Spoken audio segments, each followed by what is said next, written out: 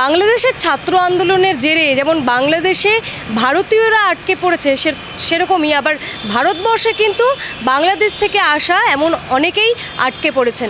তেমনই একজন আমাদের সঙ্গে রয়েছেন এই মুহূর্তে, সাবির আহমেদ। পরিচয় করে দিয়ে, উনি বাংলাদেশের কবি, লেখক। হঠাৎ আপনি ভারতবর্ষে এসে আটকে পড়লেন কেন, মানে কী জন্য এসেছিলেন? আমি মূলত এই যে গবেষণার কাজে এসেছি। আমি একজন গবেষক, লেখক, জাতীয় বৃক্ষ আম গাছ বই লেখক। এখানে আমার চিকিৎসাও করিয়েছি। তো মূল উদ্দেশ্য ছিল গবেষণার কাজ। তো এখানে আসার পরে তো আমি কারোর সাথে যোগাযোগ করতে পারছি না, একটা ভয়াবহ অবস্থার মধ্যে পড়েছে। ওদিকে ওরা বারবার মেসেজ দিচ্ছে কল দেওয়ার জন্য, আমি কলও দিতে পারছি না, কোনো যোগাযোগ করতে পারছি না। খুবই খারাপ অবস্থার মধ্যে পড়েছে। আপনার এমনিতে ফেরার কথা কবে ছিল? আমার ফিরতে তো আমাকে এখনই হবে, কারণ ওরা আমার কিছু কাজ বাকি রেখে আমি চলে যেতে চাচ্ছি তাড়াতাড়ি। হ্যাঁ, এই হলো ঘটনা। তো আমার বিষয়টা হলো কি যে আমি এখন বাংলাদেশে যাওয়ার জন্যই প্রস্তুতি নিচ্ছি।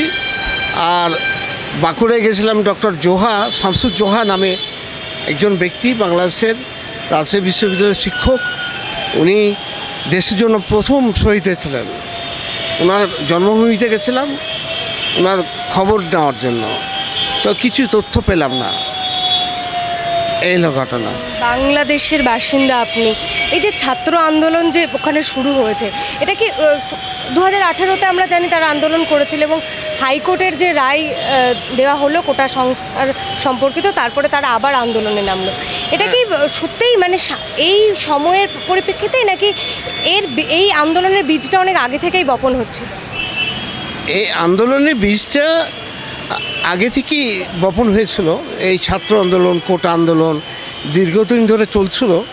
কিন্তু এই যখন অসংলগ্ন বক্তৃতা দিল প্রধানমন্ত্রী ওবায়দুল কাদের, যিনি পার্টির সাধারণ সম্পাদক আওয়ামী লীগের, তখন আন্দোলনটা আরও তুঙ্গে উঠল। এবং কোটা এই ছাত্রগুলোকে মেরে ফেলা হয়েছে। 300-র বেশি মারা গেছে শোনা গেছে। সরকারিভাবে বলছে যে 105 মারা গেছে, কিন্তু প্রকৃত সংখ্যা কারা? ছাত্ররা বলছিল যে আমাদের সাথে আপনারা বসেন, তাদের সাথে তারা বসেনি। মহামান্য রাষ্ট্রপতির ওখানে গেছে স্মারকলিপি দেওয়ার জন্য, এই ছাত্ররা বসতে চেয়েছিল, তাদের সাথে তারা বসে নাই, বসে চলে এসছে। এদেরকে তাচ্ছিল্য করেছে, এদেরকে রাজাকার বলে অভিহিত করেছে। শুনুন, দেখুন, বাংলাদেশে মুক্তিযুদ্ধ হয়েছে প্রায় 50 বছর আগেকার ঘটনা। 50 বছরের এই বাচ্চাগুলোর বয়স 23, 24, 25, 26। এরা কি রাজাকার? তখন কি 71 সালে কি তাদের জন্ম হয়েছিল? হয়নি। এখন এরা বলতে চাচ্ছে আমরা বসতে পারি ঠিকই, তাহলে যাদেরকে মেরে ফেলা হয়েছে সেসব শহীদদেরকে নিয়ে এসে বৈঠকে বসাতে হবে, তাহলে আমরা বসতে রাজি আছি। এখন এইভাবে অসংলগ্ন কার্যক্রম, প্রধানমন্ত্রী এবং রাষ্ট্রীয় প্রশাসনের অসংলগ্ন কার্যক্রমের জন্যই আন্দোলনটা তুঙ্গে উঠেছে, ভাঙচুর হয়েছে, অনেক প্রাণ ঝরে গেল। এগুলো তো কোনো যথার্থতা নাই। বাড়িতে যোগাযোগ করতে পেরেছেন? বাংলাদেশের কি পরিস্থিতি এখন? না, বাংলাদেশের পরিস্থিতি কিছুটা নর্মাল হয়েছে, কিন্তু বিষয়টা হচ্ছে কি যে বাড়ির ওখানকার পরিস্থিতি মোটেই ভালো না। আমি যাওয়ার জন্য প্রস্তুতি নিচ্ছি, মোট কথা। এরকম একটা পরিস্থিতি, তার মধ্যেও আপনার তো এখনও এখানে থাকার মতো ভিসা আছে, তার মধ্যেও আপনি কেন এই পরিস্থিতিতে চলে যেতে চান? আমি যেতে চাচ্ছি যে আমার সন্তানরা, আমি বাড়ির কর্তা, আমাকে না দেখলে পারে তাদের খারাপ লাগছে। আমাদের একটা বাসার ছোট বিড়াল আছে, ওই বিড়ালটাকে খুব ভালোবাসি আমি। বাংলাদেশের কোথায় বাড়ি আপনার? আমি ঢাকায় থাকি। ঢাকার এখন কি পরিস্থিতি সেটা জানতে পেরেছেন? ঢাকার পরিস্থিতি পুরোপুরি ভালো না, কারণ নেট ব্যবস্থা এখনও চালু হয়নি। তারপরে ওখানে যোগাযোগ ব্যবস্থা উন্নত না হওয়ার কারণে, হ্যাঁ, একটা মারাত্মক বিপর্যয়ের মধ্যে আছে আমরা। তো এখন এই অবস্থার মধ্যে আছি। দেখুন, আমি জাতীয় বৃক্ষ আম গাছ বই লেখক, সারা পৃথিবীর মধ্যে একমাত্র গাছ। সেই গাছটার ব্যাপারে আমি 3য় সংস্করণ বের করব। ইউনেস্কো আমাকে চিঠি দিয়েছে। তো আমি মাননীয় মুখ্যমন্ত্রী মমতা বন্দ্যোপাধ্যায়ের সাথে দেখা করার জন্য অ্যাপ্লিকেশান দিয়েছিলাম। যাও উনি আমাকে ডাকেননি। এবারের মতো মনে হয় আমাকে ফেরত যেতে হবে। আবার নেক্সটে আসবো, দেখা করব। কারণ পলাশীর আম্রকাননে আম গাছ লাগানো নেই। ওখানে একটা স্মারক বৃক্ষ লাগানোর জন্য, আম গাছ লাগানোর জন্য আমার ইচ্ছে যে স্মারক বৃক্ষ যদি লাগানো হয়, জাতীয় বৃক্ষ আম গাছ বই লেখার একটা ঐতিহাসিক সাক্ষী আমি খুঁজে পাব। দেখুন, পলাশীর আম্রকাননে বাংলাদেশের স্বাধীনতার সূর্য অস্তমিত হয়েছে। আবার মেহেরপুরের আম্রকাননে বাংলাদেশের স্বাধীনতার সূর্য উদিত হয়েছে। আবার ঢাকা বিশ্ববিদ্যালয়ের আমতলায় ওখানে ভাষা আন্দোলনের সূত্রপাত হয়েছিল, ওখানে ভাষার জন্য প্রাণ দিয়েছে। আবার আমাদের উত্তর ভারতে পানিপথের যেখানে যুদ্ধ হয়েছে পরপর, সেখানে কালো আম গাছ এখনও টিকে আছে। আমার কথা হলো যে ওই যদি উত্তর ভারতে বংশম পরে আম গাছ টিকে রাখতে পারে সেই দেশের সরকার, সেই দেশের মুখ্যমন্ত্রী, তাহলে মমতা বন্দ্যোপাধ্যায় কেন পলাশীর আম্রকাননের স্মারক বৃক্ষ হিসেবে জাতীয় বৃক্ষ আম গাছ একটা স্মৃতিফলক রাখবে না? আপনার ইস্যু বুঝলাম, কিন্তু বাংলাদেশের যে এখন যে ইস্যু, আপনি তো বাংলাদেশের দীর্ঘদিন ধরে বসবাস করছেন, তো এই যে বিষয়টাকে আপনি সমর্থন করেন? কারণ অনেকেই বলছেন যে, বিশেষ করে সরকার পক্ষ বলছে যে এটা বিরোধীদের চক্রান্ত। না না না, এটা কোনো চক্রান্ত না, এটা চক্রান্ত না। ব্যাপারটা হলো কি যে দীর্ঘদিন ধরে একটাই সরকার, শেখ হাসিনা, 17 বছর ধরে ক্ষমতায় আছে অবৈধভাবে। এই কথাটা ভারতের কোনো মিডিয়ায় বলছে না। অবৈধভাবে থাকার করে যাচ্ছে তাই করছে, একতরফাভাবে করছে।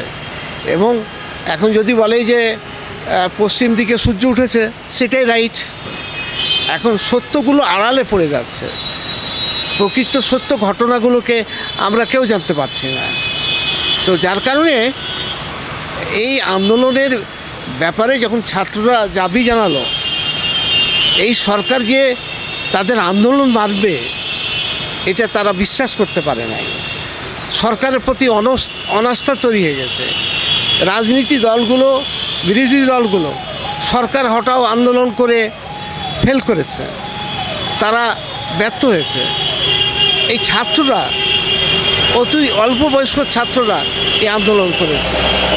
এখন এই আন্দোলনটা প্র্যাকটিক্যালি সরকার বিরোধী আন্দোলনের রূপ নিয়েছে। সেখান থেকে, সেই আন্দোলন থেকে ভারত বিরোধী স্লোগানও উঠছে। এই নিয়ে আপনার কি মত? না না, ভারত বিরোধী স্লোগান আমার জানা মতে এরকম কিছু না। আমাদের সাথে ভারতের সুসম্পর্ক রয়েছে। ভারত বিরোধী স্লোগানের কথাটা কেউ যদি বলে থাকে, অপপ্রচার হয়েছে। একটা জিনিসই হয়েছে, সেটা হলো যে বাংলাদেশ থেকে ট্রেন যাবে, এটা নিয়ে কিছু বিতর্ক হয়েছে, তবে স্লোগান হয়নি, কোনো স্লোগান হয়নি। কারণ ভারতের সাথে আমাদের সুসম্পর্ক রয়েছে। আমরা ভারত বিরোধী স্লোগান কেন বলবো, দেবে কেন? সেই আন্দোলন থেকে ছাত্ররা ভারত বিরোধী স্লোগান দিয়েছে এবং সেই নিয়ে বিতর্ক। না না, সেটা 2-4 জন হয়তো দিতে পারে, কিন্তু জেনারেলি কিন্তু এ ধরনের কোনো স্লোগান। দেশের মানুষদের মধ্যে কি ভারত নিয়ে কোনো বিদ্বেষ রয়েছে, বা ভারত সরকারের প্রতি কি কোনো বিদ্বেষ রয়েছে? বিদ্বেষ নেই। এত হাজার হাজার পর্যটক এখানে ঢুকে কেনাকাটা করে নিয়ে যায়, বেড়ায়, তাহলে ভারতে ঢুকতো না মানুষ? ভারত বিরোধী পণ্য বর্জনের কথা 2-4 দিন বলেছে, তারপরে ওটা অফ হয়ে গেছে। একটা চক্র আছে, মাঝে মধ্যে তারা উস্কে দেয়, ওটা পরে নিয়ে ওই ইস্যুটা আর থাকে না। জেনারেলি আমরা ভারতের সাথে আছি, ভারত আমাদের প্রকৃত বন্ধু, এটা আমাদেরকে স্বীকার করতে হবে। অস্বীকার করার কোনো উপায় নাই। মমতা ব্যানার্জি তিনি বলছেন যে ভারতবর্ষ বাংলাদেশের কোনো অসহায় যদি বাংলার দরজা খটখটায় তিনি আশ্রয় দেবেন, কীভাবে দেখছেন? না, সেটা ভালো কথা বলেছেন।